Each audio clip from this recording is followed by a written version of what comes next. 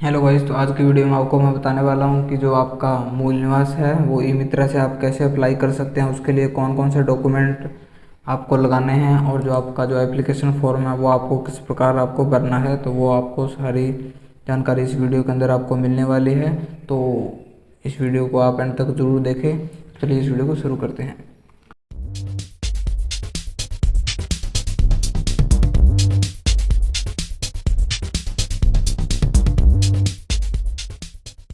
तो सबसे पहले हम बात कर लेते हैं कि मूल निवास बनाने के लिए आपको कौन कौन से डॉक्यूमेंट आपको लगाने पड़ेंगे।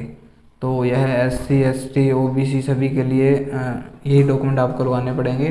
तो आप इसका प्रिंट आउट निकाल के अपने शॉप पे भी लगा सकते हैं, जहाँ से आपको क्या होगा कि आपको बार बार बताना नहीं पड़ेगा, वह डायरेक्ट यहाँ से उसको पढ़ के और डॉक्यूमेंट आपको ला कर दे सकता है। तो सबसे पहले यहाँ पर आता है पहचान पत्र। तो यह पहचान पत्र अगर बच्चा है तो उसका तो बना नहीं होगा, तो उसके पिता का लगेगा। अगर 18 साल से ऊपर है तो उसका बना होगा तो उसी का लगेगा यह पहचान पत्र। और उसके बाद आधार कार्ड लगेगा, और उसके बाद एक राशन कार्ड, और उसके बाद जन आधार कार्ड। अगर किसी का भामाशाह बना हुआ है तो भामाशाह की जगह आपको जन आधार कार्ड ही लगाना है। तो अगर उसको जन आधार कार्ड उसके पास नहीं है तो आप उसको जन आधार कार्ड का प्रिंट निकाल कर भी दे सकते हो। और उसके बाद 10वीं की मार्कशीट या जन्म प्रमाण पत्र, आप इन दोनों में से कोई भी लगा सकते हो।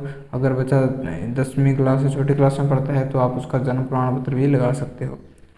और उसके बाद 10 साल का पुराना कोई भी दस्तावेज। तो यहाँ पर ही सारी दिक्कत आती है, तो इसमें आप क्या क्या लगा सकते हो वो आपको मैं बता देता हूँ।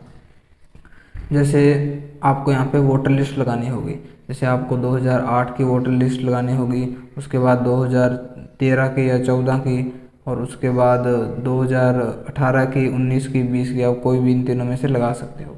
तो आपको 2001 तो 8 की लगानी होगी, और उसके बाद एक आपको 2014 की लगानी होगी, और एक आपको 2018 की। तो इन तीनों को वोटर लिस्ट को आपको लगाना होगा 10 साल। तो आपको 10 साल पुरानी वोटर लिस्ट आपको लगानी होगी इसके अंदर। तो उसके बाद ही आपका यह जो मूल निवास है वो आपका अप्रूव होगा।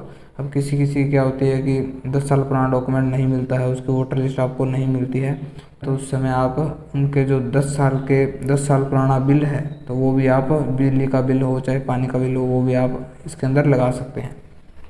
तो अब जैसे बिल में आपको क्या करना होगा, हर साल का आपको एक बिल लगाना होगा। जैसे अभी 2022 चल रहा है तो आपको 2011 का बिल लगाना होगा। 12, 13, 14, 15, 16, 17, 18, 19, 20, 21, 22 तक आपको हर साल का एक बिल आपको लगाना होगा। तो उसके बाद ही आपका जो फॉर्म है वो अप्रूव होगा। अब जैसे कि आपकी जो वोटर लिस्ट है वो आपकी 2014 की है और 20 की है। 2008 की वोटर लिस्ट आपको नहीं मिली है, तो उस समय आप क्या करेंगे, 2013 से पहले पहले, 2014 या 13 से पहले पहले के आपको बिल लगाने होंगे। जैसे 8 का बिल, 9 का बिल भी आप लगा सकते हैं। अगर बिल नहीं है तो आपका जो मूल निवास है वो नहीं बनेगा, और उसके अंदर आपको एक फ़ोटो लगेगी। तो बात कर लेते हैं हम मूल निवास जो फार्म है वो आपको कैसे भरना है। तो इसके अंदर काफ़ी लोग गलतियां करते हैं जिसकी वजह से उनको सैंडबैग देखने को मिलता है। तो यहाँ पे सबसे पहले आपको एक फ़ोटो लगा देनी है यहाँ पे, और उसके बाद यहाँ पे आवेदक का आधार कार्ड। तो यहाँ पे जो आवेदन करने आया है उसका, बच्चे का या जो भी आवेदन करने आया है उसका यहाँ पे आधार कार्ड नंबर आपको लिख देना है। और उसके बाद आपको यहाँ पे परिवार के मुखिया का जन आधार कार्ड संख्या, तो यहाँ पे आपको जन आधार कार्ड संख्या लिख देनी है। और उसके बाद यहाँ पे प्रार्थी का नाम, उसका नाम लिख देना है जिसका भी आप अप्लाई कर रहे हो। और उसके बाद उसके पिता या पति का नाम। तो यहाँ पे आपको जैसे एक बच्चे का अप्लाई कर रहे हो तो आप उसके पिता का नाम लिखोगे, तो यहाँ पे आपको पिता के ऊपर यहाँ पे टिक मार्क कर देना है, और पति के यहाँ पे बीच के अंदर एक लाइन कट कर देना है इसको।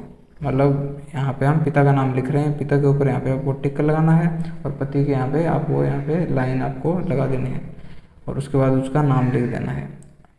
और अगर किसी वधू का आप यहाँ पे अप्लाई कर रहे हो तो उसके पति का नाम आएगा, तो यहाँ पे पिता पे यहाँ पे क्रॉस कर देना है, यहाँ पे एक बीच में एक लाइन लगा देनी है, यहाँ पे टिक कर देना है। तो वो आप उस समय आपको इस प्रकार यहाँ पे नाम लिखना है। और उसके बाद आपको वर्तमान स्थायी पता, यहाँ पे उसका वार्ड नंबर और जो भी गाँव है वो आप लिख देंगे। और उसके बाद पिता पति का मूल स्थान, तो उसी प्रकार आप अगर पिता है तो पिता पे टिक लगा के, और यहाँ पे एक लाइन इसके बीच में लगा के उसको कट कर देंगे, और यहाँ पे उसका मूल स्थान यहाँ पे रख देंगे। उसके बाद उसका व्यवसाय क्या है, मजदूरी करते हैं, क्या काम करते हैं, वो आपको यहाँ पे लिखना है।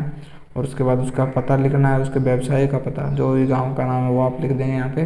उसके बाद उसका जन्म स्थान, उसका जन्म कहाँ पे हुआ था वो आपको यहाँ पे लिखना है। और उसके बाद उसकी जो जन्म तारीख है वो आपको यहाँ पे लिखनी है।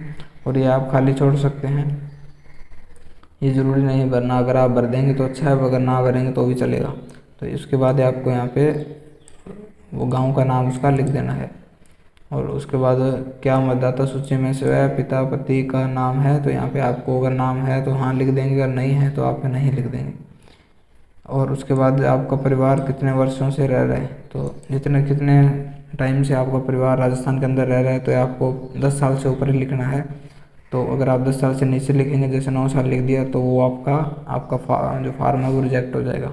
बट आपको 10 साल से ऊपर लिखना है, 15-20 जन्म से रह रहे तो यहाँ पे आप जन्म से भी लिख सकते हैं। और उसका मोबाइल नंबर लिख देंगे और ये आपको खाली छोड़ देंगे। यह महिला के लिए है, तो आप अगर कोई महिला अप्लाई कर रही है तो उस समय आपको भरना है, अगर नहीं कर रही है तो आपको यह खाली छोड़ देना है। उसके बाद यहाँ पे दिनांक लिखनी है और स्थान लिखना है जिस स्थान से आप भर रहे हो, और यहाँ पे उसके साइन हो जाएंगे प्रार्थी के, जो भी फॉर्म अप्लाई कर रहा है। उसके बाद उत्तरदायी व्यक्तियों द्वारा सत्यापन, तो यहाँ पे 2 आपको उत्तरदायी व्यक्तियों के सिग्नेचर करने होंगे। तो 2 आप कौन कौन से करवाएंगे, तो आप सरपंच का और स्कूल से भी करवा सकते हैं, आप सरपंच का भी करवा सकते हैं। तो यहाँ पे नीचे लिखा हुआ है उत्तरदायी व्यक्ति कौन कौन हो सकता है, तो इनमें से आप कोई सी भी 2 का यहाँ पे उनके सिग्नेचर और मोहर यहाँ पे लगवा सकते हैं। संसद सदस्य, विधानसभा सदस्य, राजपत्रित अधिकारी, जिला प्रधान, प्रमुख प्रधान, जिला परिषद सदस्य, सरपंच, ग्राम सेवक, पटवारी महोदय, जो भी दिए हुए हैं वो आप यहाँ पे इनमें से किसी भी 2 के आप वहाँ पे मोहर और सिग्नेचर करवा सकते हैं यहाँ पे। और जो ये है ये वो अपने आप भर देंगे। अगर नहीं भरते हैं तो यहाँ पे उनका नाम आएगा और यहाँ पे उनके जो पिता का नाम आएगा, निवासी उनका कहाँ रह रहे हैं, कौन सी सेवा में कार्य कर रहे हैं, पद कौन सा है, और वो सारे। और यहाँ पे जो अप्लाई कर रहा है उसका नाम आएगा, यहाँ पे उसके पिता का नाम, निवासी गांव का नाम, और कितने वर्षों से यहाँ पे निवास कर रहे हैं, और जिला कौन सा है वो यहाँ पे लिख देंगे। इसी प्रकार इसको भरना है।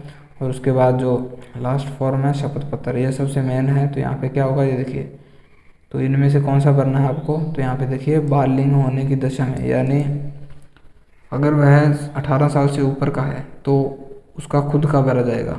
अगर जो अप्लाई कर रहा है वो 18 साल से ऊपर है तो उसका खुद का भर के यहाँ पे और उसके सिग्नेचर आप करवा लेंगे यहाँ 2 जगह। अगर कोई बच्चा अप्लाई कर रहा है जो 18 साल से नीचे का है तो उसकी दशा में उसके पिता का भरा जाएगा, यानी नाबालिग होने की दशा में।